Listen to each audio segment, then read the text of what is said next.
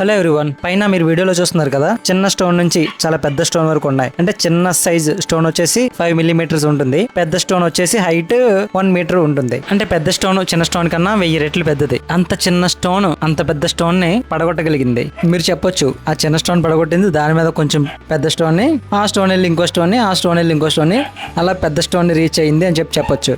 ఒకదానికొకటి ఇంటర్లింక్ ఉన్నప్పటికి కూడా ఇనిషియల్ మూమెంట్ అయితే చాలా చిన్న స్టోన్ నుంచే కదా మొదలైంది. కానీ నేను ఏం చెప్దాం అనుకుంటున్నానంటే, మన లైఫ్ లో కూడా ఒక చిన్న డెసిషన్ గానీ లేదా ఒక చిన్న చేంజ్ గానీ మన లైఫ్ లో చాలా చాలా పెద్ద మార్పుని తీసుకొస్తాయి. ఫర్ ఎగ్జాంపుల్, నేను ఎర్లీ మార్నింగ్ డైలీ 5కి లేగిద్దాం అనుకుంటున్నాను. 5కి లేవాలంటే ఏం చేయాలి? నైట్ టైం బేగా పడుకోవాలి. నైట్ టైం బేగా పడుకోవాలంటే ఏం చేయాలి?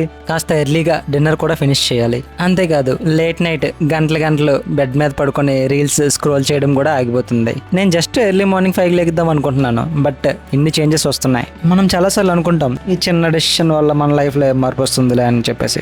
ఒక్క చిన్న డెసిషన్ మీ లైఫ్ నే మార్చేస్తుంది. So don't ignore the small decisions or small changes.